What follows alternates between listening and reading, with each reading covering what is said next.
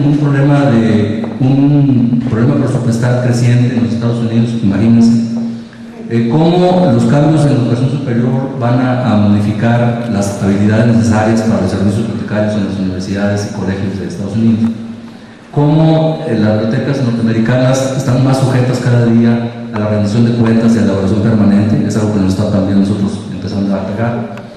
Cómo se van a digitalizar o se va a incrementar la digitalización de colecciones, lo cual da pie a otro tipo de problemas.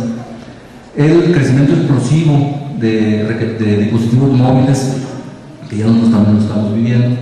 El incremento en la colaboración de la biblioteca hacia el interior de las instituciones, también nosotros estamos viendo algo de eso. Cómo las bibliotecas tienen que tener un papel más activo en cuanto a desarrollar servicios de comunicación académica relacionados también con propiedad intelectual. Cómo la tecnología está afectando seriamente a los servicios y cómo, de qué manera el servicio se afecta por los espacios físicos disponibles en las bibliotecas de los Estados Unidos. Hay muchas coincidencias, afortunadamente o desgraciadamente, pero yo añadiría a estas dificultades algo que es propio de México, aunque no fuera único. Por ejemplo, nosotros tenemos un incremento en los niveles, en la matrícula, en los niveles medio, superior y superior en el país, creciente. Hace rato vimos que la tendencia es que crezcan un porcentaje importante en el futuro. Una reducción de recursos financieros real. Comentábamos en el caso de las universidades públicas en particular, por primera vez en 20 años hay un decremento real para adquirir colecciones bibliográficas. Recuerdo yo que en las universidades públicas estatales el 90 y pico % de las instituciones depende totalmente de su presupuesto para colecciones del gobierno federal. Si el gobierno federal corta los recursos, pues tenemos dificultades. Hay un problema que se presenta, aunque es un beneficio también, en cuanto a la formación formal de los profesores e investigadores que tienen las universidades. Cada vez hay más gente en las universidades con maestrías y doctorados que no había, y ellos demandan otros servicios a los que están acostumbrados y que nosotros no tenemos respuesta. Hay un cambio generalizado en cuanto a los paradigmas de enseñanza-aprendizaje en prácticamente todas las instituciones de México, por moda, por lo que ustedes quieran. Hay una generalización en la ampliación de los procesos de acreditación de los programas académicos. Eso ha sido un pivote de desarrollo para los servicios bibliotecarios en las universidades públicas en México. Eso ha obligado a las universidades a buscar formas, cuando menos, de mostrar que tienen acceso a recursos de información para poder acreditar los programas que tienen disponibles. Si no, no hay presupuesto. Hay una creciente utilización de medios no presenciales de educación a distancia, en línea, etcétera, no presenciales, que crea otro tipo de problemas para las bibliotecas que todavía son novedosos en muchos casos. Cada día nosotros vemos, al menos en la óptica de las universidades públicas, un nuevo rol y funciones de los bibliotecarios que están involucrados en los procesos. Hay un déficit, y eso sí es absolutamente de aquí, de este foro, un déficit creciente de personal bibliotecario con las competencias necesarias para enfrentar los desafíos. Hace 25 años se notificó, se dio a conocer un déficit de 3.000 profesionales. Yo creo ahora que está arriba de 5.000 profesionales en el país. Los espacios físicos en las bibliotecas mexicanas en general son poco flexibles e insuficientes. Aquí yo diría, sin exagerar, que ni el 10% de los edificios que hay en el país que se dedican a bibliotecas fueron hechos para bibliotecas. Son edificios adaptados, y eso crea un montón de problemas actualmente. El incremento en los costos y servicios de los servicios bibliotecarios, de los servicios, acuérdense ustedes que aparte del costo normal que se da a los recursos, nosotros seguimos teniendo un problema de la dependencia en el dólar, ¿no? Entonces eso causa más problemas. Como una de las dificultades que yo añadiría extras, el valor de la información y de la biblioteca en nuestro país, como la percepción de valor de información y por ende de las bibliotecas sigue siendo un escollo formidable para lograr el mejoramiento de los servicios bibliotecarios en todos los niveles. Y, por supuesto, esto está asociado a la imagen profesional del bibliotecario en nuestro país, donde desafortunadamente pues siguen trabajando en la biblioteca muchas personas porque les gustan los libros, ¿verdad? ¿Qué sucede también en términos generales con la tecnología tan socorrida y tan señalada? Bueno, resulta que el INEGI dice que la disponibilidad y uso de las tecnologías de información y comunicación en los hogares de México solamente se utiliza en el 62% Internet, contra 62% no usan Internet, contra 37% que sí lo utilizan. 41% de los hogares mexicanos utilizan las computadoras, en el 58% no. La población que utiliza Internet y las computadoras, entre la población de entre 12 y 17 años y 25 y 34, representa solamente el 61% de la población en total. Y si uno piensa en el volumen de información que existe y las dificultades que existen también en México, en algunas regiones donde no hay siquiera teléfono, vamos, de los alámbricos, vamos, pues estamos en un problema. ¿Qué sucede con las bibliotecas públicas en México? Bueno, pues en las bibliotecas públicas en México hay un problema muy serio. A pesar de que se dice que hay muchas, dicen 7.296 bibliotecas públicas, de las cuales hay 31 bibliotecas centrales estatales, 16 centrales delegacionales aquí en el DF y 218 bibliotecas regionales, donde deben tener como principal característica contar con 6.000 volúmenes. Se habla de luego de que hay 7.000 bibliotecas que tienen 1.500 volúmenes cuando menos y cubren alrededor del 93% de los municipios del país. Sin embargo, cuando se suman estas cantidades, estos datos son de 2010, más o menos la cantidad de libros que hay en el país son 35 millones. Si uno ve la relación libro-habitante, anda por allá de 0.29 libros por habitante, lejos de la recomendación de UNESCO de 1.5 a 2.5 libros por habitante. Por otro lado, ustedes saben mejor que nadie que las bibliotecas públicas en México se han convertido en sustituto de las bibliotecas escolares. ¿Por qué no bibliotecas escolares? Entonces, bueno, esto complica. Y una cosa que yo considero, tal vez esté muy equivocado, pero yo considero que no hay ni 100 profesionales de la bibliotecología trabajando en las 7.000 y pico de bibliotecas públicas en el país. Por otro lado, hay otro problema serio en las bibliotecas públicas que tiene que ver con los que están, los bibliotecarios, con los que están estudiando bibliotecología, sin ánimo de desanimarlos ni mucho menos, pero es la realidad, es que la rotación de personas en las bibliotecas públicas es tremenda. Cada administración municipal cambia, el presidente municipal lleva a sus cuates, a sus novias, a quien ustedes quieran, y luego también simplemente y los salarios que les pagan son de risa, bueno, si no es de llanto, ¿no? Entonces, la otra cosa que agrava la situación también es que la operación y el presupuesto para adquisición depende totalmente de la federación. Incluso la selección de los materiales depende de la federación, y si de repente llegan libros de Yucatán que tienen que ver con Sinaloa o al revés. ¿Qué pasa con las bibliotecas escolares? Ha habido un intento fuerte en el gobierno de Fox de hacer las bibliotecas escolares, ustedes lo saben, que continuó Felipe Calderón. Sin embargo, a pesar de que son presupuestos fuertes, pues no son suficientes.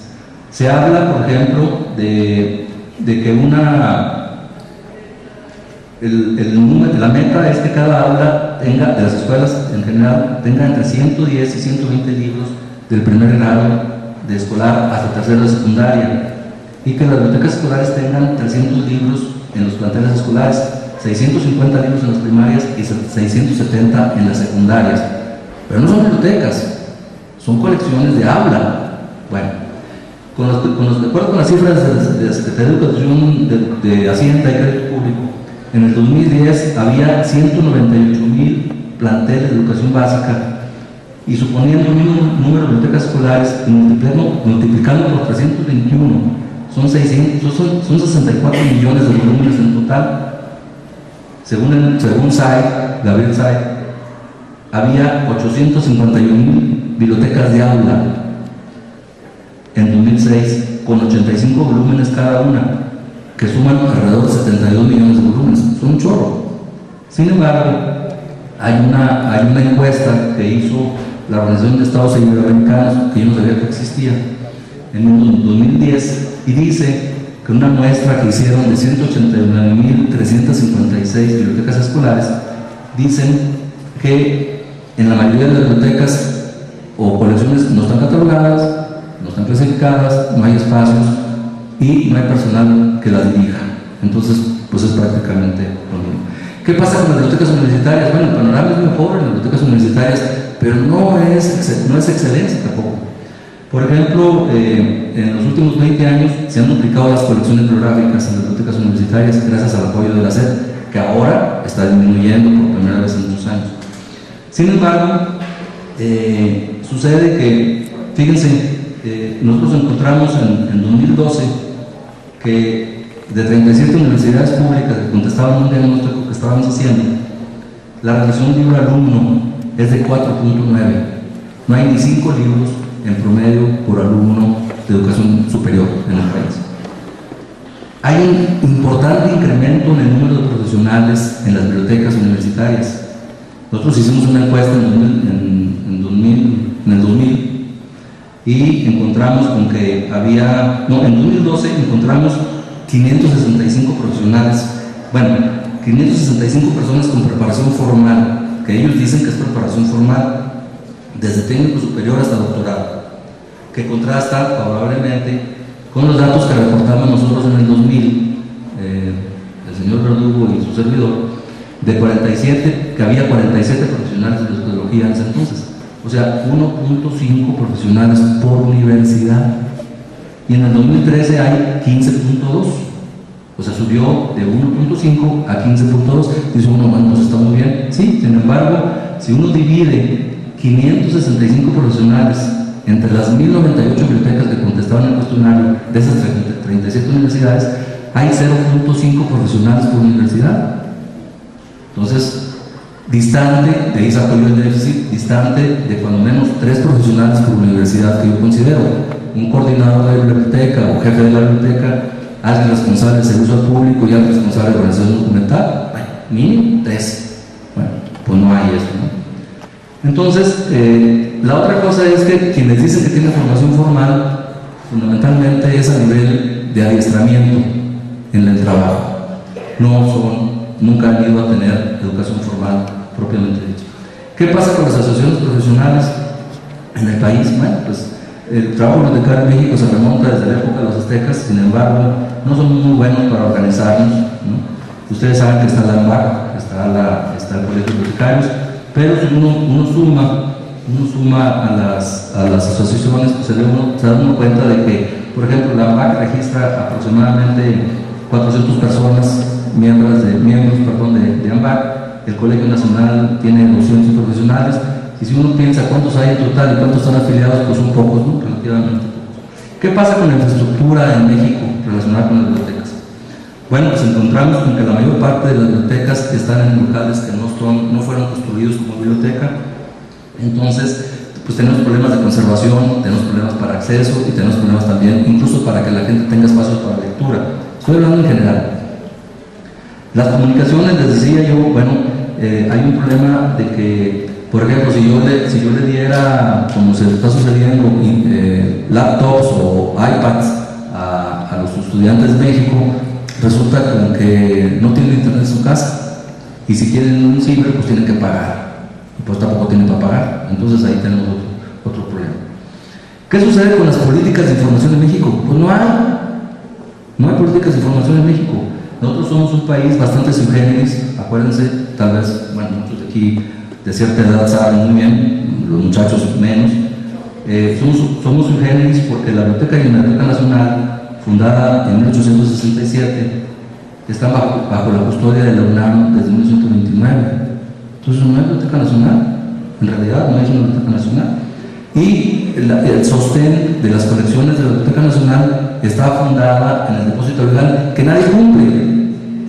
Bueno, ¿qué pasa con la lectura en México? Bueno, pues en la lectura tenemos un problema serio, aunque hay problemas metodológicos porque depende de cómo lo cuenten. De repente dicen que lo que pasa es que la gente no compra libros, pero la gente sí lee. Monsiváis decía, no sí lee, ahora se lee más que nunca, porque la gente está siempre con sus teléfonos y cuánta cosa. Bueno, al final de cuentas hay una lectura, pero bueno, habría que pensar en qué tipo de cosas, ¿no? Sin embargo, si uno considera el nivel de escolaridad en México, las instalaciones de las bibliotecas, la pobreza de las bibliotecas, pues no es ninguna sorpresa que la lectura esté baja en el país. ¿Qué sucede con la vigilación de las bibliotecas? Ustedes saben, hace poco hubo un foro nacional muy entusiasta y todo, que bueno, estaba creo que en stand-by, ¿no? Un poco. Sin embargo, la ley de bibliotecas que se promulgó en el 88 y se reformó en el 2009, hablaba solamente de las bibliotecas públicas, pero nunca habló de otro tipo de bibliotecas más que de las públicas, por eso se trataba de hacer un cambio, que ahí anda por allá. Sin embargo, bueno, aparentemente muy dificultoso, y hay una serie de leyes relacionadas con el libro y la información, etcétera, pero que bueno, que están dispersas y que no hay nada que las aglutine. ¿Qué sucede con la formación de recursos humanos en México? Pues aquí tenemos un problema muy serio. Ustedes saben, la mañana decía el maestro Orozco que había 8, creo que ya hay 9 programas académicos. Creo que algunos tienen técnico superior, otros tienen licenciatura, creo que nomás la UNAM tiene doctorado. Sin embargo, hay un problema, les decía yo, de aproximadamente 5,000 déficit de 5,000 profesionales en el país, tomando en cuenta todo tipo de bibliotecas. Sin embargo, un problema que, al menos como responsable de un sistema bibliotecario universitario, he vivido, es que, y lo he sufrido yo en lo personal también, como profesional yo en ese sentido, de que el perfil de bibliotecario actual no es el adecuado. El perfil, las personas que están formando en la actualidad en la biblioteca, en las escuelas de bibliotecología en México, no es lo que necesita México. ¿Por qué? Porque, bueno, ustedes saben la tendencia de los Estados Unidos y todo ese tipo de cosas. Sin embargo, no creo yo que el problema de la formación se deba a la capacitación o a la formación de los contenidos de la profesión, sino qué clase de gente entra a las escuelas de bibliotecología. O sea, personas que les gusta el silencio, gente que quiere estar en la sombrita, gente que no quiere batallar con problemas, gente introvertida, gente acomplejada, discúlpenme, y que creen que la biblioteca les va a dar ese espacio, pero ya no. Si alguna vez fue eso posible, ya no, porque la biblioteca es servicio con personas, y si uno no tiene facilidades para relacionarse con personas, si uno no entiende que la biblioteca es servicio, uno no puede trabajar ahí. Como decían los rancheros, si a ustedes no les gusta el calor, no trabajan en una panadería. Si a ustedes no les gusta tratar con gentes, con personas, no trabajan en una biblioteca. Ese es parte del problema desde mi punto de vista. Yo recuerdo en una ocasión, sí, ya sé que se me acabó, pero a mí me parece que más allá de los contenidos y demás, bueno, ustedes son expertos, esta es la Escuela Nacional. A mí me parece que en particular la EMBA, porque es la nacional, tiene un compromiso muy serio con el país, con la profesión, ¿no? Sé yo que les están cambiando los nombres a las escuelas, o las licenciaturas, que ahora son de no sé qué, de gestión y otra cosa, pero en esencial no cambian. Y a final de cuentas, desafortunadamente, y discúlpenme por ser reiterativo, mucha de la gente que va a las bibliotecas es gente fracasada en otras profesiones, porque aquí no hay matemáticas, porque aquí no hay física, porque aquí no hay no sé qué, y es un error. Entonces se necesita, en las condiciones que yo esbocé, y las esbocé muy rápidamente, se necesita gente que sean agentes de cambio. Eso se oye de repente como revolucionario, ¿no? Se necesitan gente, se necesitan personas que abran caminos, que abran brecha, porque considerando el analfabetismo, las condiciones, ahora, las condiciones no solamente de la población en general, las condiciones también de la gente que toma decisiones, que no entiende qué es una biblioteca, para qué sirve la información, para qué sirve la lectura. Esa es parte de las dificultades. No solamente con los funcionarios y demás, también con los mismos profesores de las escuelas, de las universidades, etc. Acabamos de ver en el periódico que el 70 y tantos % de los que presentaron el examen para ser profesores de bachillerato no pasaron la prueba. No, por supuesto que no, si no leen, para empezar. Y no se trata solamente de leer, sino de tener una capacidad de lectura crítica, ¿no? Ese es parte del problema de la formación que tenemos.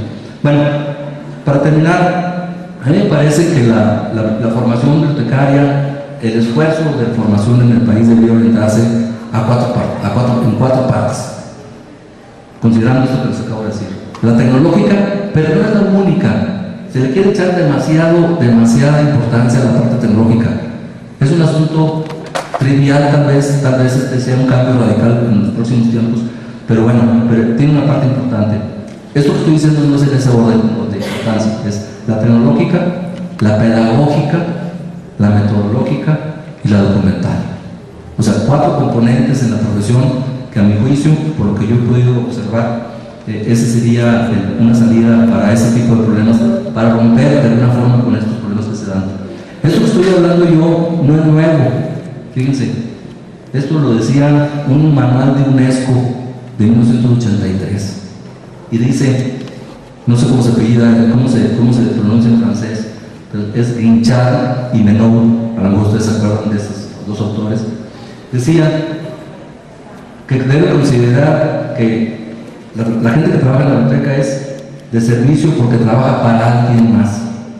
Tiene que tener posibilidades de comunicación y contacto con personas, facilidades para trabajar en equipo, comunicación clara, oral y por escrito, juicio para la toma de decisiones, curiosidad, interés en la gente, en las ideas, en los hechos, y yo diría capacidad de frustración, capacidad para frustrarse. Esa sería lo que yo tendría que decir. Muchas gracias.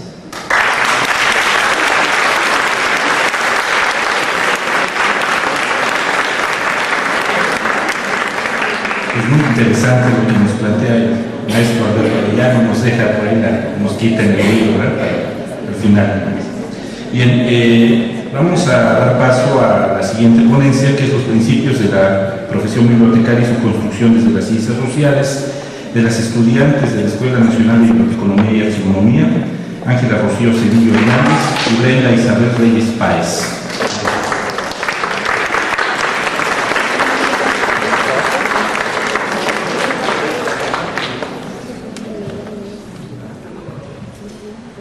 Hola, buenas tardes.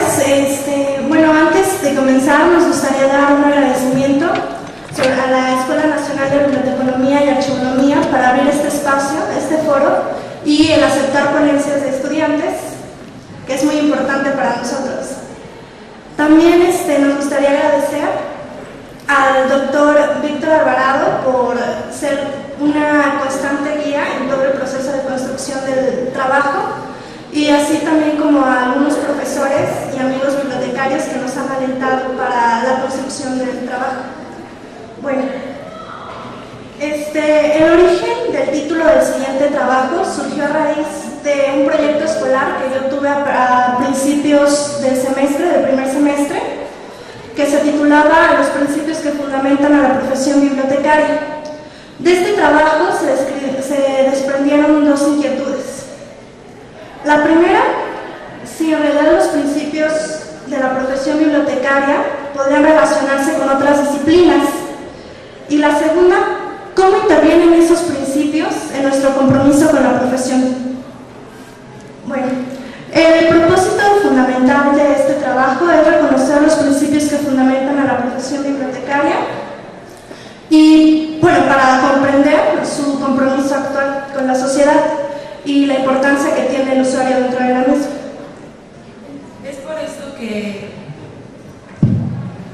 analizar sobre los principios que fundamentan a la profesión bibliotecaria tendría como una consecuencia el interés por el estudio de las ciencias de la información, que a su vez son la base para la formación de una sociedad democrática e informada. Bueno, como lo denominaba Luis Abrera, yo les quiero hablar, bueno, para comenzar con los principios de la profesión me gustaría hacer un breve recorrido a través de la historia de la misma. Para esto he decidido, bueno, no llamarlo yo, sino Luis Abrera la llamó biblioteconomía precientífica.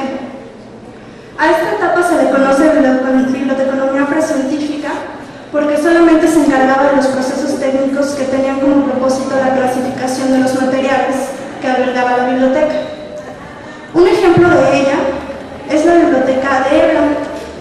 que según la Fundación Germán Sánchez Ruy Pérez, se preocupaba por la clasificación de los materiales, asignaturas en los tomos de las tabletas para su pronta localización y estanterías en la que los materiales descansaban ordenados por su forma y contenido. Conforme iba avanzando, conforme se fue dando la evolución de la profesión bibliotecaria, para la época romana, Varrón y Vitruvio escribieron los primeros consejos para la conservación de los libros.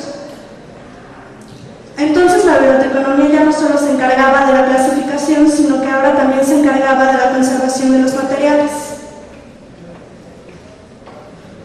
Bueno, con el mejoramiento de la imprenta por Gutenberg, esto revolucionó el mundo de la información, pues ya la manera en que se producían los documentos era mucho más rápido.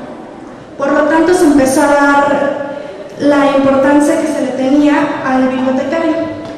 Empezaron con el auge de las bibliotecas, se le empezó a dar más impulso. En esta época se crearon las bibliotecas, la Marciana de Venecia, la Ambrosiana de Milán, la Mendiceo, y bueno, muchas bibliotecas estaban a cargo de órdenes religiosas, entre las que más destacaban era la Compañía de Jesús.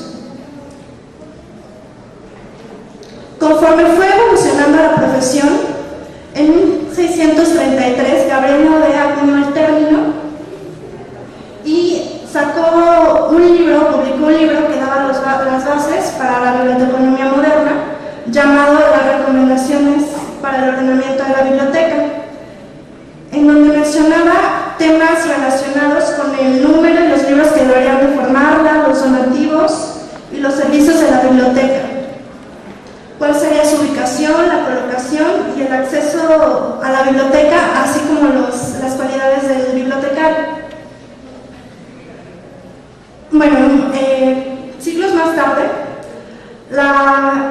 se empezó a llamar a la biblioteconomía como biblioteconomía científica, pues hasta esta época se había considerado un trabajo técnico más que un quehacer científico. Pero a partir del siglo XIX se desembocará la llamada biblioteconomía científica, en donde el concepto de biblioteca cambia y ya no se considera solamente un depósito bibliográfico, sino como un centro de información que se encarga de difundir y organizar el conocimiento. La revolución industrial trajo consigo la posibilidad de ascender en la escala social por medio de un trabajo mejor remunerado. Entonces las bibliotecas públicas se convierten en centros de aprendizaje y se empiezan a generar nuevos tipos de usuarios con nuevas demandas informativas. Bueno, y ahora bien, ya hablamos un poco a muy grandes rasgos sobre la evolución de la profesión, el concepto, y mi compañera les va a mencionar algo de los principios éticos más actuales acerca de la profesión. Teóricamente, si nosotros analizamos la historia, todo suena muy técnico, pero como toda ciencia, nuestra profesión también tiene un código ético. Es por eso que la IFLA en el 2012 sacó un documento en el cual manifiesta los principios éticos que deberían regirnos como profesionales. Nosotras vamos a mencionarles unos cuantos. El primero, el acceso a la información. Es sabido por todos que la misión principal de los bibliotecarios y otros trabajadores de la información es garantizar el acceso a la información para todos, para el desarrollo personal, educación, enriquecimiento cultural, ocio, actividad económica y participación informada para la mejora de la democracia. El segundo punto es responsabilidades hacia las personas y la sociedad. Con la finalidad de promover la inclusión y erradicar la discriminación, los bibliotecarios y otros trabajadores de la información se aseguran que el derecho de acceso a la información no sea negado y que se proporcionen servicios equitativos. El tercero, privacidad, confidencialidad y transparencia. Los bibliotecarios y otros trabajadores de la información respetan la privacidad personal y la protección de datos personales que por necesidad sean compartidos entre los individuos y las instituciones. El cuarto, acceso abierto y propiedad intelectual. El interés de los bibliotecarios y otros trabajadores de la información es proporcionar a los usuarios el mejor acceso posible a la información e ideas, en cualquier medio o formato, mientras que reconocen que son socios de autores editoriales y otros creadores de obras protegidas por derechos de autor. El quinto, neutralidad, integridad personal y habilidades profesionales. Los bibliotecarios y otros trabajadores de la información están estrictamente comprometidos con la neutralidad y con una postura imparcial en relación a la colección, el acceso y el servicio. Y por último, la relación de colegas y empleador-empleado. Los bibliotecarios y otros trabajadores de la información se tratan con justicia y respeto.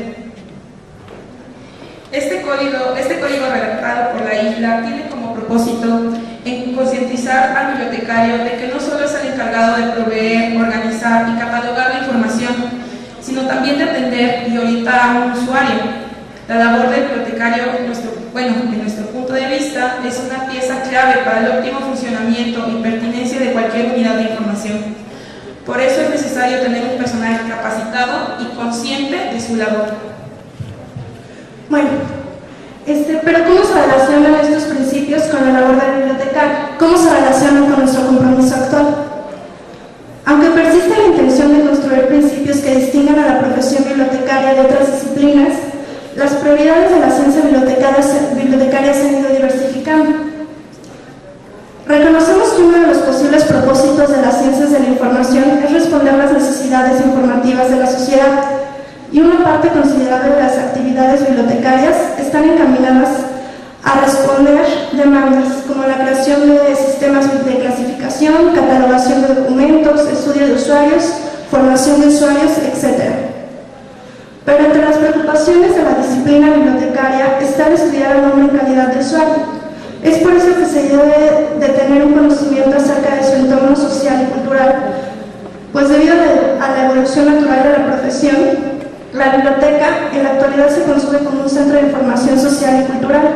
Es por ello que queremos resaltar que la labor del bibliotecario ya no solo se limita a la preservación y conservación del material documental, sino que en las últimas décadas el bibliotecario tiene que adquirir un compromiso verdadero con el desarrollo de la sociedad informada, democrática y libre, el cual promueve la equidad en cuanto al acceso a información a satisfacer las demandas informativas de los usuarios y concentrarse en aminorar las desigualdades económicas, sociales y políticas para brindar a una sociedad el libre acceso a la información. Eso es lo que queremos hacer un hincapié, puesto que en el desarrollo del trabajo nos hemos dado cuenta que a veces los bibliotecarios, desde que empezamos en la formación, no tenemos esa conciencia que realmente nuestra profesión va encaminada no solamente a contribuir para la organización de la biblioteca, sino también a las demandas, a satisfacer las demandas informativas de la sociedad. Debemos estar conscientes que nuestra labor también ayuda a minorar las desigualdades y también a hacer una sociedad más democrática y más libre. Es por esto que consideramos que es primordial empezar a considerar que para que la biblioteconomía y las ciencias de la información crezcan, tienen que mirar desde otras perspectivas, alimentándose de otras ciencias, como lo es la sociología, la psicología, la pedagogía, porque, nuestra profesión trabaja con entes que viven y al vivir se construyen y cambian. Es por esto que la biblioteconomía, vista desde una ciencia social, necesita estar consciente del contexto actual y alimentarse de otras disciplinas. Muchas gracias.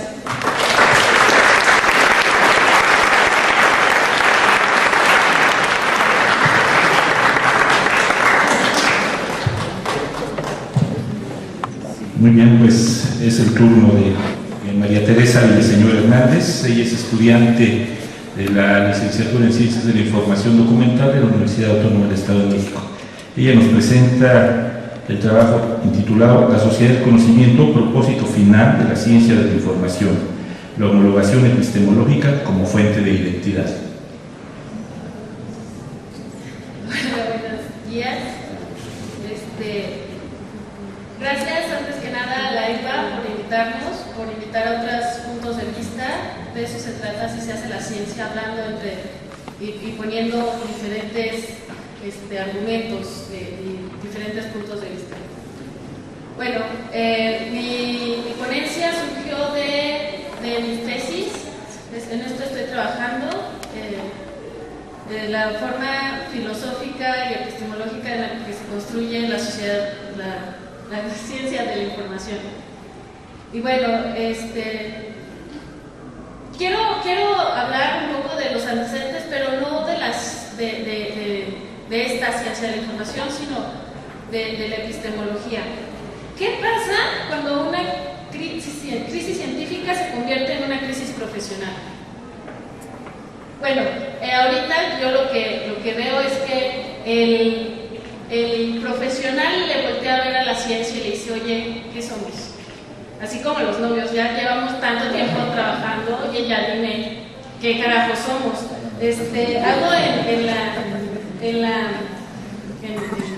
referencia a un texto que se llama La bibliotecaria, donde la serpiente le dice al profesional, oye, ¿quién eres? Soy el bibliotecario. Jaja, pobre, ¿pero qué mundo vives? ¿No sabes que ahora te llamas documentalista? ¿Qué estás diciendo? Lo correcto es especialista en la información o científico de la información, gestor de la información, nena. Los otros términos ya fueron. Mejor en inglés, Information Manager o Chief Information Manager. Yo prefiero gestor del conocimiento. Precisamente de eso se trata. Todo el mundo se preguntará qué es y qué hace esa persona, pero a nadie le gusta pasar por ignorante, entonces se limitarán a decir, ¡ah, qué interesante! Bibliotecario, no existes, desapareciste con el meteorito que extinguió a los dinosaurios. Bueno, esta es la referencia a la que hago porque, pues, sí se nota, ¿no? Que el profesional no sabe cómo autodenominarse. O sea, ¿somos amigos con derecho con la ciencia o una relación formal o qué somos? Entonces, hay que voltear a ver a los programas educativos y ver si la pertinencia laboral es lo mismo que una pertinencia científica. Para poder poder contestar esta pregunta de qué somos, hay que voltear a ver a la epistemología y hay que voltear a ver a la filosofía. Entonces, hay que ver cómo nos estamos educando. Concuerdo con el maestro Alberto Arellano que hay que reformar y que ver cómo nos estamos formando como profesionales. Hay que ver si los programas educativos, ¿a qué están contestando? ¿A la ciencia o al empleador? ¿Al científico qué están haciendo? ¿Trabajos o científicos? Si hablan de la ciencia de la información, ¿por qué todos se van a hacer programas que solventan lo que está haciendo, lo que busca el empleador, pero no lo que busca la ciencia? También algo que he dado cuenta mucho, que los profesionales no saben hacer ciencia. O sea, un científico no es lo mismo que un profesional, en primera. O sea, un egresado en una ciencia como esta debe de saber ejercer y hacer ciencia. No es lo mismo ejercer que hacer ciencia. Por ejemplo, le preguntas a un médico, oye, ¿qué haces? ¿Cómo defines tu disciplina, tu ciencia? Y te van a decir, pues yo doy servicios médicos. Yo hago diagnosis y le doy una receta y ahí está, ahí se queda mi labor. O te contestan, no, yo busco cómo funciona el ser humano, el cuerpo. Es lo mismo. O sea, nosotros no podemos definirnos por solventar una necesidad de información, sino tenemos que definirnos como somos, como ciencia. Entonces, ya me perdí. Tengo que decir, antes que nada, que ciencia de la información lo tomo igual como ciencias de la información documental, porque eso es lo que estoy estudiando y a ver si se me va. Bueno, vamos a hablar de filosofía. Lo siento mucho, no donde vaya quisieran escucharme. Vamos a hablar de Thomas Kuhn. Thomas Kuhn decía que cuando no sabemos, cuando estamos así en estos espacios, es que hay una crisis. Por ejemplo, cuando hay una crisis, cuando uno no sabe qué qué estamos estudiando, qué estamos con esa forma de qué somos, volteamos a vernos y decimos, vamos a hacer un foro nacional que hable del objeto de estudio en cualquier ciencia, ¿no? Entonces, estamos buscando saber qué está sucediendo. Entonces se llama crisis extraordinaria, cuando estamos haciendo este tipo de cosas, buscando el diálogo y para seguir construyendo y reafirmar nuestros fundamentos como ciencia. ¿Les sonará conocido? Hay anomalías porque nuestro contexto está cambiando. Una ciencia como tal tiene que explicar la realidad. Eso es el trabajo que hace una ciencia, una realidad en el contexto de la sociología, en el contexto... Pero entonces nosotros tenemos que responder y decir cómo es la realidad que estamos viendo. Eso es lo que debe hacer la ciencia. Entonces, por lo mismo, el contexto en el que estamos ya cambió. La tecnología, la forma rapidísima de ver la información, que hay demasiada información, que hay mucha diversidad. Entonces, como nuestro contexto está cambiando, ya nosotros no podemos decir, es que yo soy bibliotecario, estudio bibliotecología, biblioteconomía, archivonomía, lo que sea, y porque estoy en una biblioteca. O sea, no podemos definirnos por el espacio en el que estamos, sino por el contexto, por la sociedad, por todo lo que nos rodea, no nada más por el edificio, por el nombre que está allá afuera. Entonces, por eso tenemos que hacer ciencia. ¿Somos bibliotecólogos o bibliotecónomos o bibliotecarios? En primera, hay que darnos cuenta de cómo estamos refiriéndonos a nosotros mismos. Entonces no se trata de decir, ay, ¿saben qué? Ya la biblioteca fuchi, ya me aburrió del pasado y ya fue. Sino tampoco se trata de rechazar todo lo viejo y llegar y poner, no sé, una oficinita y ya. Sino se trata de revisar, y como decía Imre Lakatos, que son varias cosas que funcionan en el mismo, para el mismo fin. O sea, son varios, es un tren, son varios vagones que van hacia el mismo lugar. O sea, no nada más es la biblioteca, pero también es el archivo y también es el trato al usuario, son las habilidades informativas, son las brechas digitales, las brechas cognitivas, el aprender a aprender y todo eso. Entonces, bueno, antes que nada tengo que decir que necesitamos impulsar la investigación epistemológica, porque podemos hablar mucho de lo que hacemos y cómo lo hacemos y decimos, es que no nada más es eso. Entonces, no nada más es eso que es. O sea, no nada más soy tu novio de ratitos. Entonces, ¿qué? O sea, también es hablar de lo que somos epistemológicamente. Entonces, para contestar estas preguntas tenemos que hacernos, para contestarnos qué somos, necesitamos, o qué somos, o qué es la ciencia, necesitamos contestar 3 preguntas. ¿Cómo se hace? ¿Qué se hace? ¿Y para qué? El qué se estudia es, acá mi vecino me podrá decir, porque acá escribió un libro el año pasado, el sistema informativo documental, es decir, todo el conjunto de elementos que rodean a la información en el soporte. Más afuera, o sea, ya la biblioteca ya ni siquiera lee, se dieron cuenta, es el conjunto de información documental, de elementos que rodean ese sistema. Eso, bueno, es el que les recomiendo el libro que acá escribió. El cómo es la metodología, que hay que ver ese sistema, que los diferentes elementos que la conforman y cómo estudiamos a cada uno de ellos. Eso me lo dejo de tarea y se los dejo a ustedes.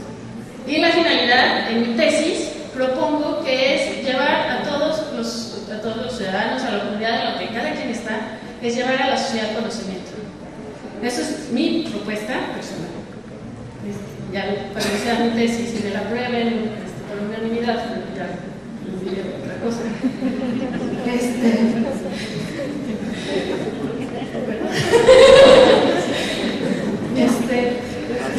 Porque la sociedad en la información es el contexto en el que estamos. Todo el mundo tiene acceso a la información ahorita. Cualquiera puede, ¿quién no trae celular? Ahora, en lugar de preguntar quién trae celular, quién no trae celular. O sea, en lugar de preguntarles quién tiene acceso, la pregunta es quién no tiene y por qué, por favor.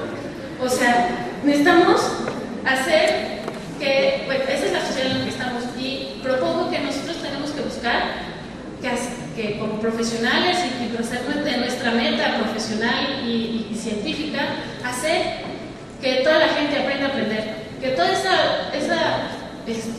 información que nos rodea la podamos hacer nuestra y que se convierta en conocimiento. Y me baso en eso porque nosotros no acaso hablamos de open knowledge, brechas digitales, que brechas cognitivas, y hay que enseñarle a las habilidades informativas, y que si la alfabetización informacional, no es eso enseñar a aprender, no la recuperación de informaciones para que aprendan. Entonces, ¿por qué no? Para formar, por esa información que nosotros manejamos, ¿para qué se hace? Pues para generar conocimiento.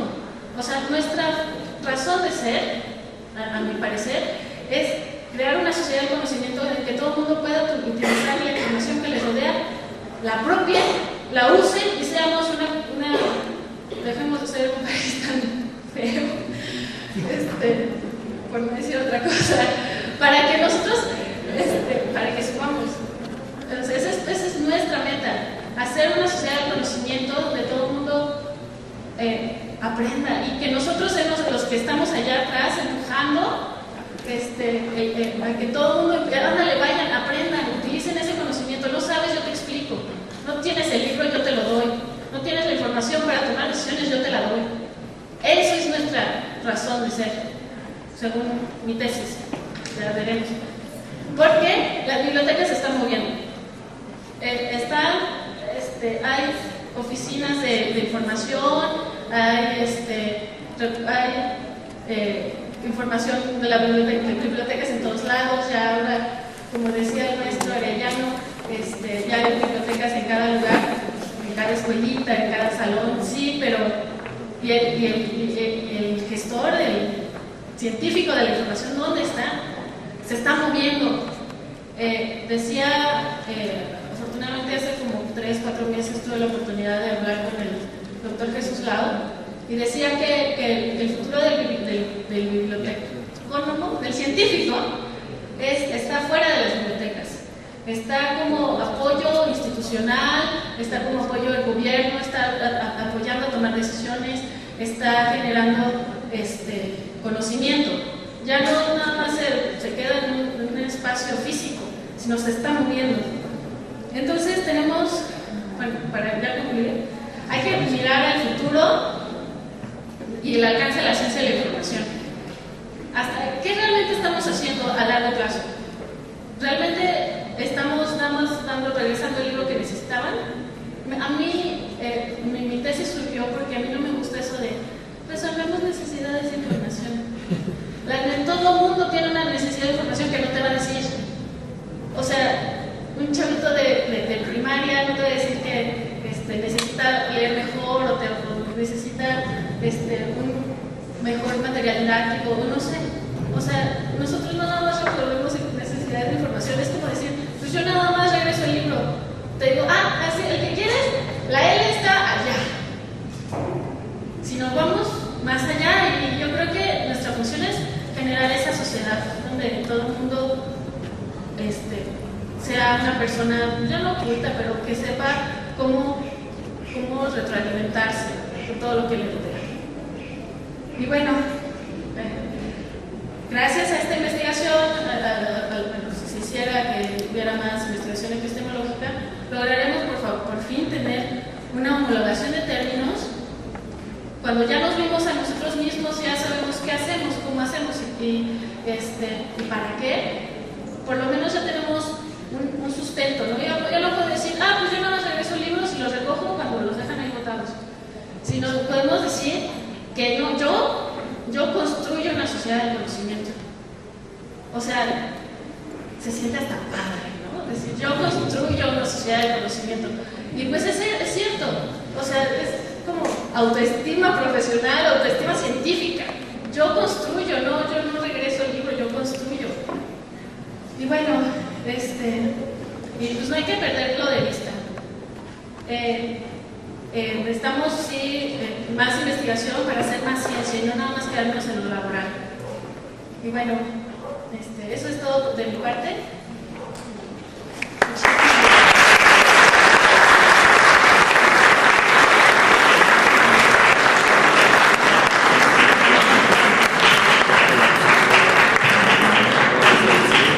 Bien, pues la participación de ustedes nos sirve de preámbulo para el documento que nos presenta hoy el doctor Miguel Ángel Rendón, investigador del Instituto de Investigaciones Bibliotecológicas de la UNAM.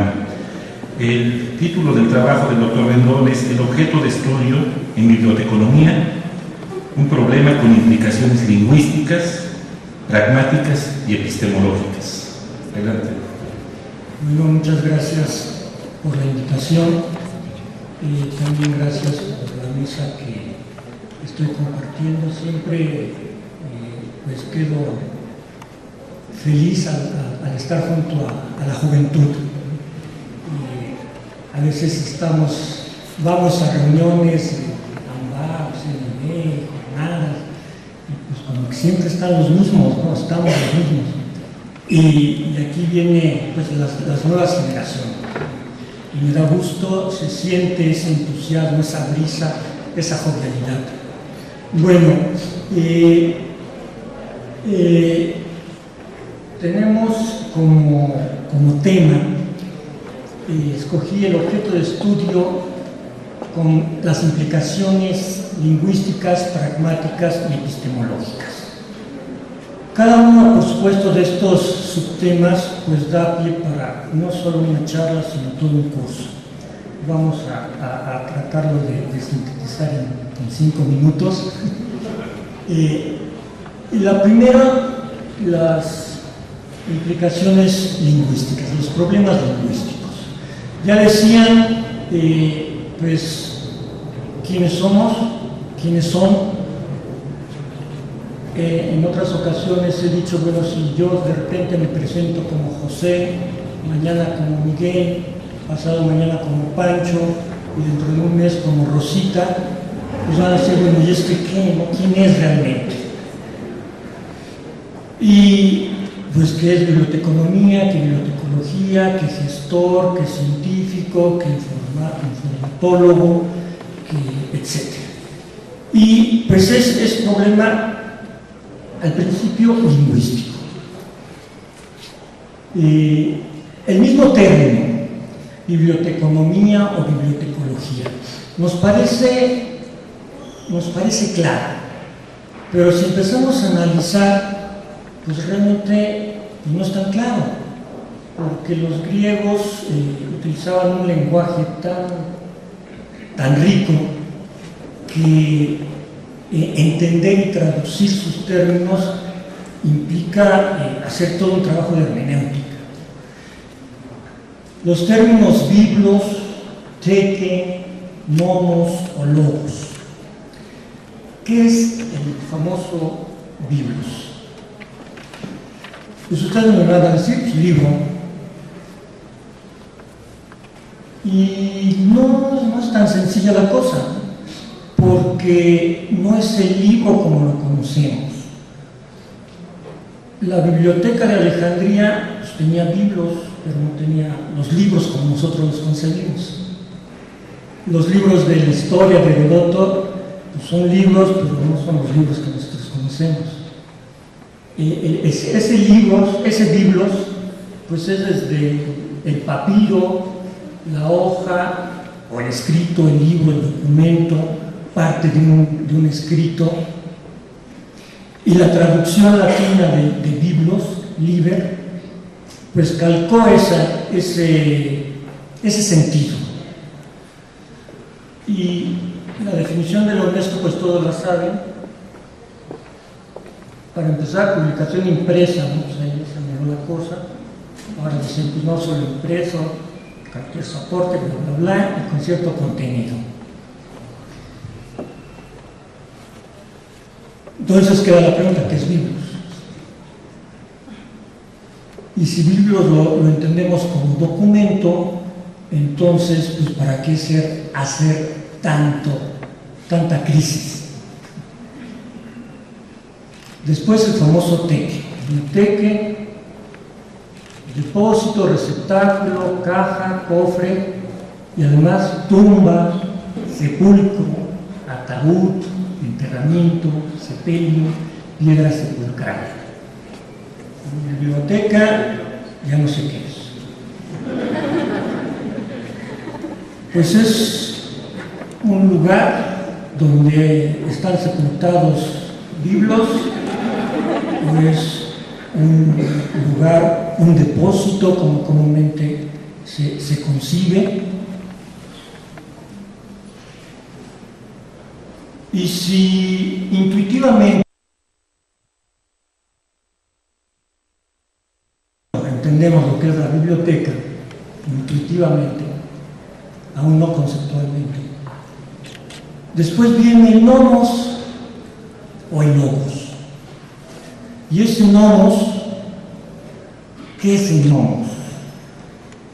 Nomos, uso, costumbre, manera, orden, derecho, fundamento, regla, norma, ley, descripción, estatuto, ordenanza, máxima, opinión general. Y también, combinado con el oikos, con la casa, pues viene como de administración. Y el nomeo, es gobernar, administrar, oikonomía, la dirección, el gobierno, la administración, oikónomos, administrador, ecónomo, intendente. Y muchos se han ido por la noción de administración. Nomos, administrar. Y lo bueno es el logos. El logos es la ley objetiva, el razonamiento, aunque también es palabra, pensamiento. Y entonces empieza la discusión, el logos contra el nomos. El logos es más, el nomos es menos. Pero también vemos que hay ciencias nomológicas. ¿Y qué son las ciencias nomológicas? Pues las ciencias que estudian leyes, que descubren leyes, no son las que administran. Y de ahí también hay varios términos, ¿no? Agronomía, anatomía, astronomía, ergonomía, taxonomía, que nada tiene que ver con la administración. La taxonomía no administra los taxones, las clases. Bien, ese es el primer acercamiento, el que nos dice no solamente debemos de quedarnos en el análisis lingüístico, tiene que haber algo más. El siguiente planteamiento es un planteamiento pragmático. El pragmatismo, pues, es lo útil, ¿no? El pragmatismo nos dice el hacer. Y a mí me llamó la atención la mesa, los objetos de estudio de la profesión. Pues la profesión no estudia, la profesión hace. Creo que más bien es el objeto de la profesión como objeto de estudio. Pero tenemos el problema de que si estamos hablando de algo pragmático, algo útil, algo de hacer, ese objeto de la profesión va cambiando. Es un objeto concreto, contingente, temporal, y por lo tanto cambia, se transforma. Y como decía ya Aristóteles, de lo concreto no se hace ciencia. Y sí, si vemos toda la historia, que no me quiero detener por supuesto, y los objetos de la profesión desde la antigüedad, de la Edad Media, de la Edad moderna, contemporánea, y ahora esta que dicen sociedad de la información o del conocimiento, por supuesto que va cambiando. Y por supuesto existe se pierde ese rumbo, ese camino. ¿Por qué? Por la tecnología, por la mercadotecnia, por el poder, lo político, que se meten e influyen en ese objeto de la profesión.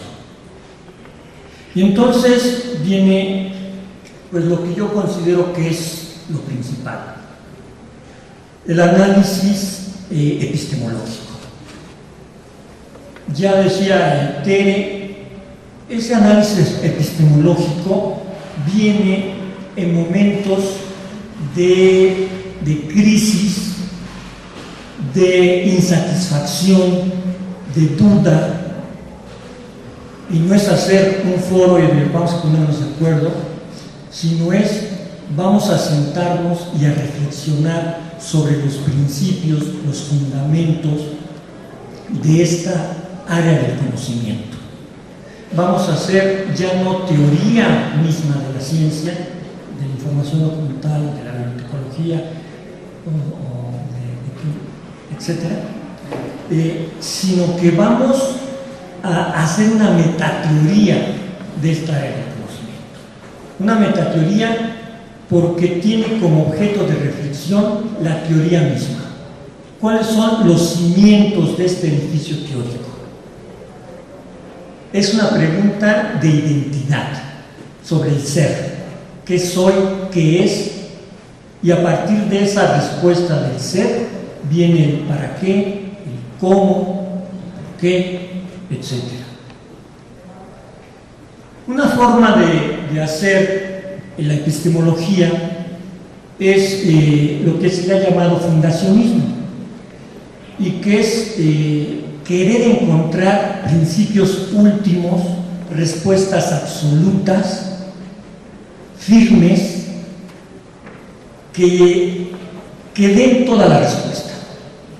Es una forma de hacer epistemología al estilo positivista, en donde se parte de algo inmutable, de algo totalmente firme, y eso, tú eres Pedro, y sobre esta piedra edificaré mi ciencia,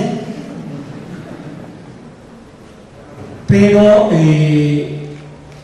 desgraciadamente el positivismo tuvo sus problemas, no quise ya ahondar en eso, pero resultó que no podía encontrar esos principios últimos. Un ejemplo clásico es la fundamentación de las matemáticas. ¿Qué ciencia más exacta puede haber que las matemáticas? 2 más 2 son 4. Y empezaron a analizar los fundamentos de las matemáticas. Dijeron, el fundamento de las matemáticas está en la lógica. Pero vinieron los lógicos y descubrieron ciertas contradicciones, ciertas paradojas. Vino otro matemático, Gödel, descubrió un teorema que decía: hay siempre verdades que no se pueden demostrar, indemostrables. Entonces, no todo es demostrable. Siempre hay algo afuera del sistema. Y como reacción, pues vino el antifundacionismo. Pues si no se pueden encontrar principios últimos, es que no hay principios y todo se vale. Bueno, el fundacionismo, como ya les decía, es encontrar esos principios últimos. Ejemplos de ellos son Platón con sus ideas, ¿no? Aristóteles con su metafísica, Descartes, el cogito ergo sum, Bacon, la experiencia, Locke, la experiencia, Hegel, la idea absoluta, Wittgenstein, en general la metafísica y el positivismo, pero nada más no. Y el antifundacionismo, la reacción contraria. No hay hechos, solo interpretaciones. Entonces yo interpreto y me vale. Es mi interpretación, tú lo interpretas de otra forma, pues quién sabe, porque no hay hechos. Él está el Heidegger último, el Wittgenstein segundo también, todo el pragmatismo, y se derroca esa epistemología positivista. Y ante eso, ¿qué se propone? Pues como dicen, ni tan tan ni muy muy. Un fundacionismo débil, que yo le llamo un fundacionismo dialéctico, que sí se acepta el ser, sí se acepta una realidad externa, sí hay un fenómeno informativo, pero cada sujeto va interpretando ese fenómeno. Y ahora, ¿por qué no es una casa de locos, ¿no? Cada quien ve lo que quiere. Precisamente el subjetivismo se corta cuando hay la posibilidad de diálogo. Yo estoy interpretando este fenómeno desde esta perspectiva, desde este contexto, desde estos principios, y lo veo así. Si tú te vienes a este contexto, utilizas mis principios, mi visión, lo vas a ver así. Y si yo me voy a tu perspectiva, lo voy a ver como tú lo estás viendo. Y por eso es posible el diálogo. Tere, gracias por el comercial, hablaba de un libro que acaba de salir, ya salieron otros dos, pero el primero de este año es el resultado de una investigación en donde trabajamos juntos representantes de España, inmediatamente documentalistas, representantes de Brasil, ciencia de la información, representantes de Colombia, México, Costa Rica, bibliotecología, uno de Italia, y cada quien venía con sus tradiciones, pero logramos ponernos de acuerdo y encontrar conceptos mínimos que nos ayudan al diálogo. Esta epistemología débil, esta epistemología dialéctica, parte de la idea de una ciencia, pero no de una ciencia positivista, no de una ciencia experimental que encuentra leyes, sino de una ciencia más amplia. No necesariamente la ciencia encuentra leyes, y eso es a veces cuando yo afirmo eso, se me quedan bien así como, o sea, ya eres posmoderno. No encuentra leyes porque, sobre todo en las ciencias sociales, en las ciencias humanas, no hay leyes. Por ahí hablaban de sujetos. En las ciencias, a mí me gusta llamarle las ciencias del espíritu, para no pelear de social o es humana, pues es de los dos. Dite habla de esas ciencias del espíritu, donde donde se encuentran todas las ciencias que tienen al ser humano como centro de atención. Y el ser humano no es objeto, el ser humano es un sujeto. Y si lo empiezas a tratar como objeto, desaparece. Cuando vamos a ver a un médico y se empieza a medir la presión, la estatura, el peso, la temperatura, y tomes esto, chido, ¿no? Pero si me empieza a ver qué tiene, pues fíjese que me empezó a doler la cabeza porque tengo una alumna que está haciendo su tesis y no me entiende. Sí. Empieza el diálogo y ese diálogo llega a la comprensión. Entonces las ciencias no necesariamente explican, también comprenden. Y comprenden justificadamente. ¿Qué quiere decir justificadamente? Con base en un método. No es nada porque se me ocurre, sino que sigo una metodología rigurosa. Ese tipo de ciencia, sobre todo la ciencia de la información, no es una ciencia positivista en cuanto que no busca el conocimiento científico absoluto tipo ciencias naturales. A veces dicen, es que se satisfacen necesidades de información para obtener conocimiento. Más que conocimiento, a veces sí conocimiento del que estamos acostumbrados, pero más que conocimiento también hay tipos de saberes.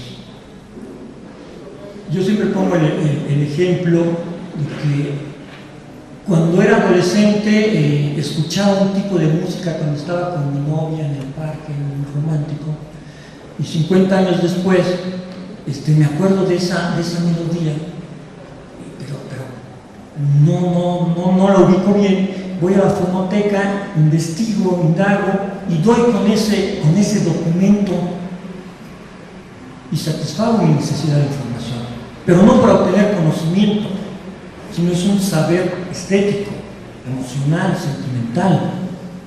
Entonces, vamos a abrirnos más al conocimiento. Y pues mi epistemología, por supuesto, alejarse de cosas concretas.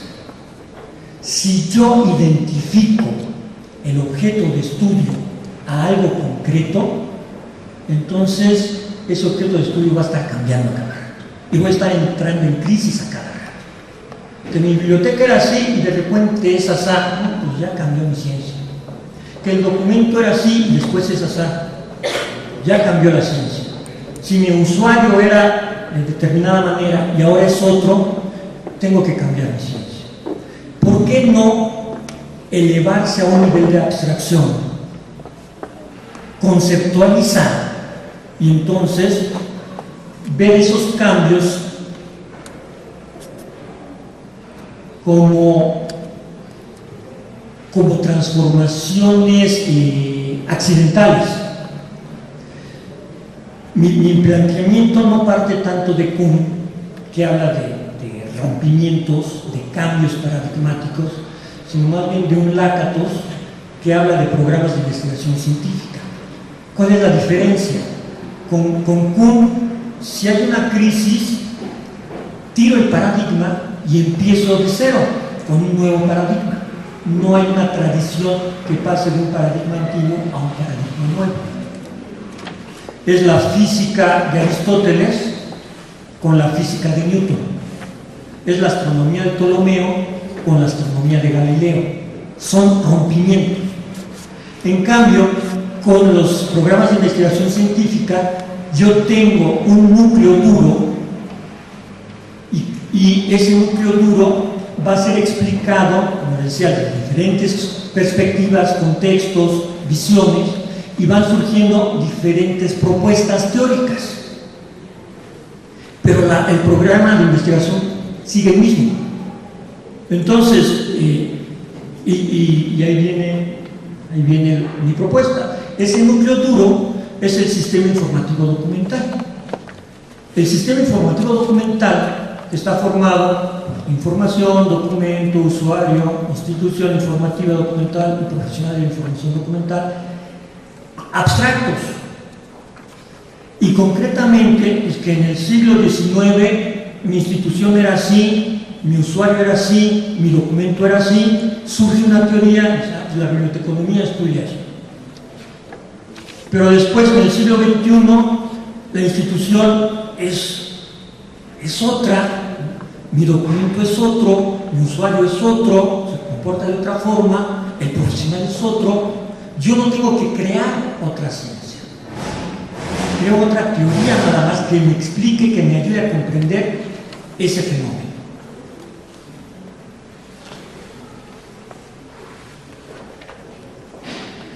Y por último, para terminar, también quiero explicar, les hablaba de esa investigación conjunta con varias escuelas o corrientes de ese fenómeno informativo documental. ¿Qué es lo que nos une? Pues encontramos esos elementos mínimos comunes. Hay un campo fenoménico, hay un hecho informativo documental. No lo podemos negar. No es una invención. Dentro de ese campo fenoménico hay una mediación, pero no una mediación mecánica, una mediación de cantecito, una mediación de... soy el intermediario, una mediación dialógica entre sujetos. Eso es lo que quería comentar y agregar. Se habló mucho del sujeto. El sujeto es el centro, el principio y el fin de este campo fenoménico. Y por eso no se debe de perder, el maestro hablaba de cuatro áreas: tecnológico, pedagógico, metodológico y documental. Yo agregaría humanístico.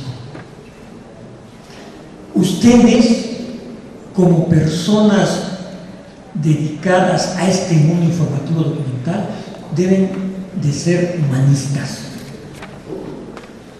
Y cuando yo empecé en los problemas lingüísticos y metí mis palabras en griego, pues era por lo menos para picarles el orgullo de decir: ay, chingón, ¿a poco así se escribe libros? Ustedes deben de manejar esas teorías humanísticas, ¿no? Griego, latín, filosofía, historia, geografía, 2, 3 lenguas modernas, una autóctona del país, para que no sean los acomodadores de libros los que presten el libro, los que satisfagan las necesidades de información. No son chefs,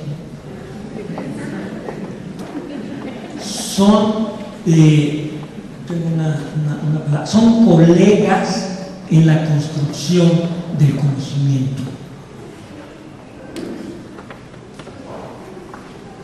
Y finalmente, pues para terminar, esa tarea epistemológica, por supuesto, nunca se va a acabar. Siempre estará abierta, no hay una conclusión absoluta, pero sí nos debe de entregar resultados parciales, porque si no, pues es una tarea de Sísifo. Sería vacua y sin sentido. El mundo informativo documental es infinito, multifacético, polivalente, y por lo tanto su estudio también es infinito, multifacético, polivalente, y su interpretación tampoco se va a agotar. Muchas gracias.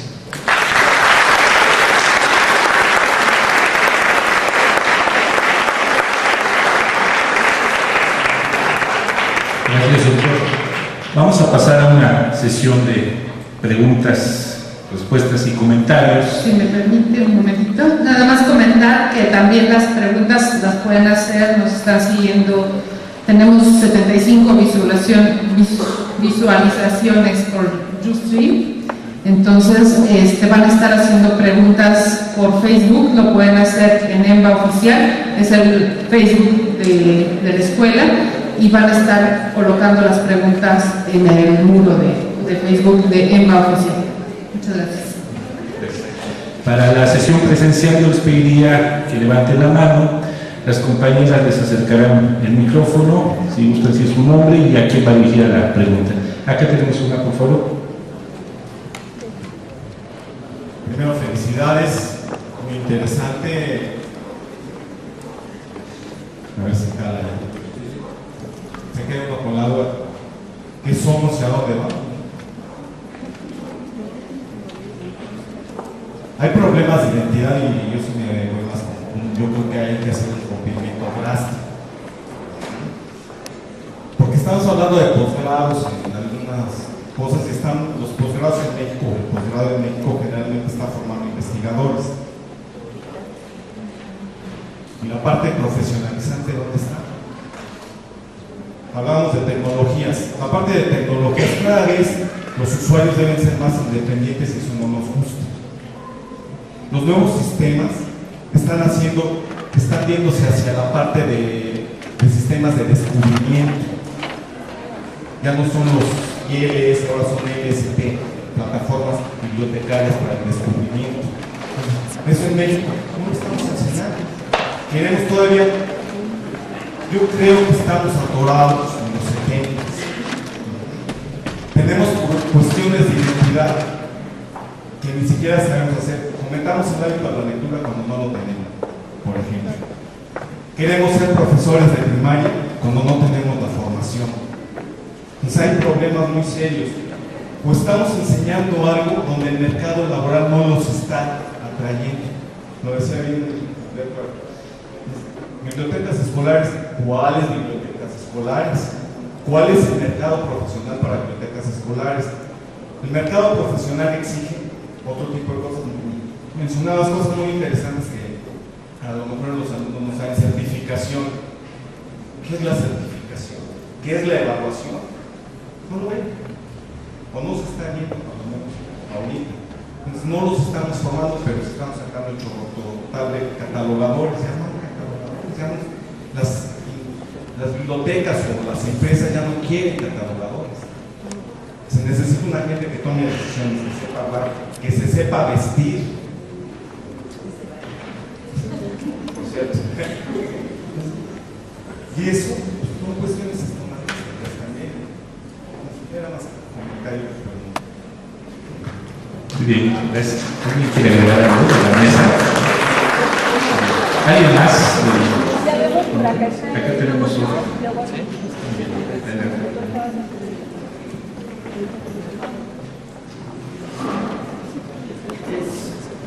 Es una pregunta para el doctor Rendón. Lo que dijo, por decirlo así, de la descomposición etimológica de biblioteconomía y bibliotecología y cómo se refirió a biblos, asociado a que no es libro, sino que puede ser muchísimas más cosas, pero mi duda es que si existen otros conceptos que nosotros nos acostumbramos a la idea de que, bueno, pues es esto porque esto quiere decir en griego, latín, y que resulte que pues es más amplio o resulta ser otra cosa distinta. ¿Usted qué opina? Otro término que se me viene a la mente directamente es psique. Psique es alma. Entonces la psicología es la ciencia que estudia el alma. Y dejaron su nombre, no se espantaron porque no, pues ¿cuál alma? A lo mejor sí es alma, sí hay alma, pero no lo estudia la psicología. La psicología ya estudia que la conducta o que la personalidad o qué sé yo, fenómenos psicológicos. Creo que ese problema terminológico viene dado por la falta de identidad disciplinar. Si ya se tiene un capital ganado de biblios, de repente por presiones mercadológicas, de prestigio, psicológica, más que biblioteca, no, mejor gestor, mejor documentalista. Y el problema es que se pierde ese capital acumulado. Ya se hizo, ya se ha hecho, y creo que se va a hacer, pero la discusión entonces vamos a traerla de lo lingüístico a lo epistemológico. Yo fui con la profesión pues no me meto tanto. Yo estudié filosofía y pues muchas veces me reclaman qué diablos estás haciendo aquí. Pues yo estoy reflexionando sobre esto y dando material para la reflexión. Y uno de esos materiales para la reflexión es no tirar el capital acumulado.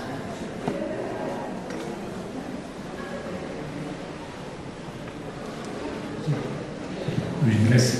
Teníamos otra pregunta por ahí.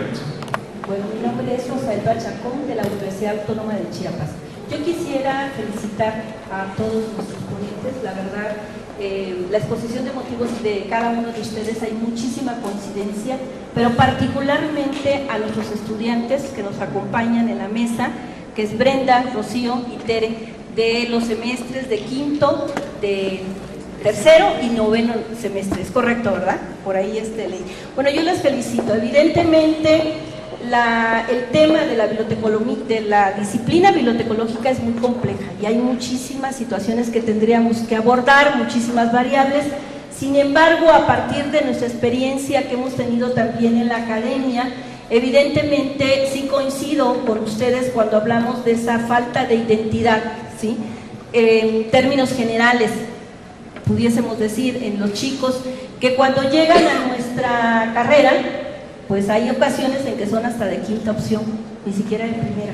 Entonces, evidentemente sí tendríamos que trabajar esta cuestión desde nuestro lugar, desde nuestra responsabilidad como formadores de estos recursos humanos, y entonces ahí sí tenemos un gran compromiso, todos aquellos que estamos en la academia, y evidentemente la opinión que ustedes han externado en este momento es valiosísima, porque esa es la otra mirada, y en este sentido queremos formar o estamos formando profesionales que sean, como bien lo mencionaba hace un rato el maestro Arellano, que sean con esa capacidad de cambio, agentes de cambio, pero también que sean esta polivalencia, con estos conocimientos polivalentes. O sea, queremos una formación integral. ¿Qué estamos haciendo? ¿O qué hemos dejado de hacer?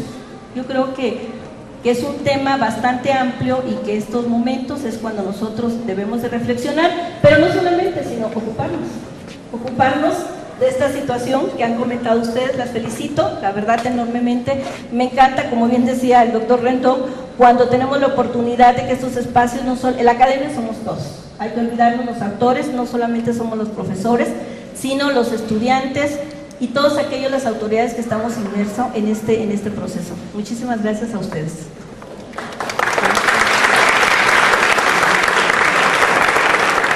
Gracias, maestra. ¿Alguien más? Por favor, de acá. Pregunto. A ver si no me tomas ruido de chiste con toda esta tecnología. Fíjense que a mí me deja muy preocupado, y sí coincido con las personas que han dicho anteriormente. Creo que es una mesa muy importante, sobre todo la presencia de jóvenes, de estudiantes de bibliotecología, pero sí me voy muy preocupado porque, fíjense, yo soy egresado de esa escuela, 78, ya me ando jubilando de mis actividades como bibliotecario, y me preocupa que no sepa hasta ahora que soy quien soy y hasta ahora. Imagínense nada más todo lo que yo he hecho atrás, no sé para quién lo dice, de acuerdo a lo que ustedes están planteando. Lo que les quiero decir es que esas dudas que ustedes me están planteando ahora, yo nunca las tuve, jamás las tuve. Para mí, la disciplina de bibliotecología y todas esas modas de gestor, de conocimiento, la verdad se queda en esa moda. La disciplina no es bibliotecología, y yo no sé por qué le estamos buscando ahora, 30 años después de haber regresado a esta escuela, que soy y que hice. Ahorita salgo de suicidio. La verdad es que sí me dejo muy preocupado porque no deberíamos estar planteando eso. Quizá con algo de reflexión para la nueva generación, sí, pero ¿qué está sucediendo entonces? Que los maestros que tienen estas niñas no han sido suficientemente hábiles o con la información clara para explicarles esas dudas. Y como dice el maestro, ya tenemos mucho abonado en poder, por supuesto que tenemos mucho abonado, no lo vamos a perder, pero mientras la discusión no se centra y no se percibiera, vamos a tener ese tipo de encuentros, desencuentros. Porque hacer un foro nacional para presentarme que soy y dónde voy, siendo bibliotecario de más de 30 años, y yo nunca me equivoqué en la carrera. Yo no fui ni de la primera, ni de la segunda, ni de la tercera, ni de la cuarta, sino soy bibliotecario por formación. Y estudié bibliotecología. Me vine a Baja California a estudiar bibliotecología a la ENA. Sabía que era mi.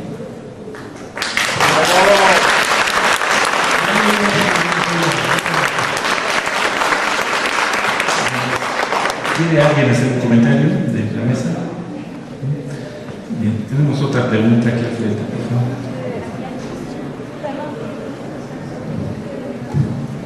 Bueno, mi nombre es Alberto Bernal. Efectivamente, si uno pretende acercarse a la bibliotecología, pues desde las disciplinas de la filosofía y demás, sin hacer referencia a los hechos específicos relativos a la profesión, entonces puede uno empezar a hablar de tumbos, es decir, finalmente, sin ser bibliotecólogo, pero que he estudiado estos fenómenos por largo tiempo, digo, una aproximación histórico-económica a lo mejor me da una mejor aproximación en el siguiente sentido. Es el descubrimiento de la escritura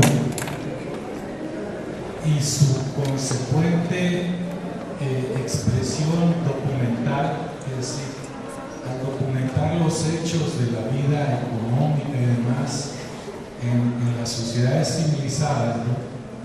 Con la invención de la escritura se crean los documentos pues que son la constancia de hechos económicos, políticos, sociales, etc. Se crean los documentos y aparece la necesidad de tener bibliotecas donde uno reúna los documentos, y entonces se requieren los bibliotecarios que van a organizar los documentos, y entonces a partir de ahí pues viene la evolución de las bibliotecas en sus diferentes formas. Esto ha evolucionado, es decir, ha cambiado la idea central de tener una colección de documentos y que requiere organizarlos de alguna manera, ¿no? Es decir, han aparecido nuevas formas, nuevas tecnologías del papiro, la piedra de arcilla, papiro, al libro, al papel, pues, a las formas digitales con la introducción de las computadoras y las redes de computadoras. La revolución mayor en esto se vino con la imprenta de Gutenberg, es decir, por el impacto social que tuvo, de alguna manera que no se había tenido tal impacto en la sociedad, y después Internet, que es la siguiente revolución y el siguiente impacto mucho más extendido en ese sentido.